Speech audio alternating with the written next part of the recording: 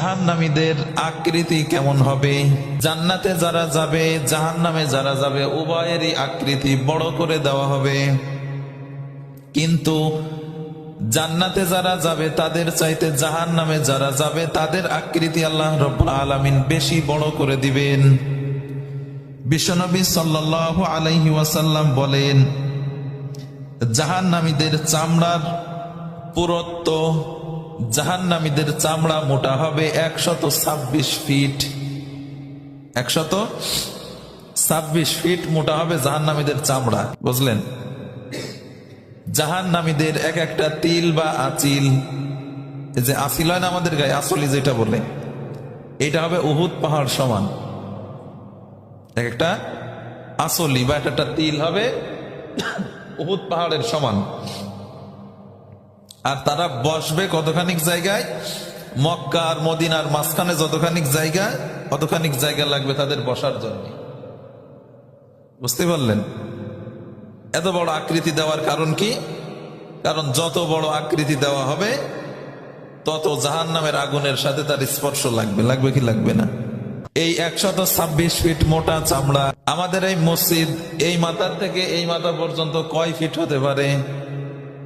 বেশি যদি হয় 40-50 ফিট। জাহান্নামীদের চামড়া মোটা হবে 126 ফিট। এই 126 ফিট জাহান্নামের আগুনে পুড়ে যাবে। এই 126 ফিট মোটা চামড়া পুড়ে যাওয়ার সাথে সাথে আল্লাহ রাব্বুল আলামিন আবার নতুন করে চামড়া লাগিয়ে দিবেন।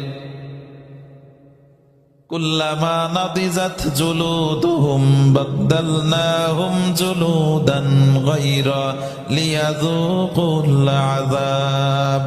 আল্লাহ রাব্বুল আলামিন বলেন, জাহান্নামীদের চামড়া পুড়ে যাওয়ার সাথে সাথে আবার নতুন করে চামড়া পরিয়ে দেওয়া হবে। বর্তমান বিজ্ঞান গবেষণা করে বলতেছে এই আয়াত নিয়ে যে আল্লাহ রাব্বুল আলামিন বিশেষ করে চামড়ার কথা কেন বললেন। আপনি দেখতে পাবেন ব্যথার অনুভূতি শুধু চামড়াই। মানুষের শরীরে যে ব্যথার অনুভূতি হয় এটা শুধু চামড়াই। চামড়ায় ফোটার সময় ব্যথা করে, মাংসের ভিতরে গেলে আর ব্যথা করে না। একটা সুচ যখন দেওয়া হয় তখন দেখবেন যে দেওয়ার সময় একটু ব্যথা করে, পরে আর ব্যথা করে না। এজন্য ব্যথার অনুভূতি শুধু চামড়াই।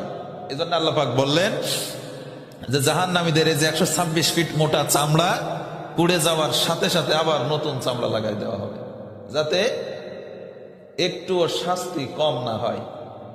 চামড়া পুড়ে যাওয়ার সাথে সাথে আবার আল্লাহ পাক নতুন করে চামড়া লাগাই দেবেন।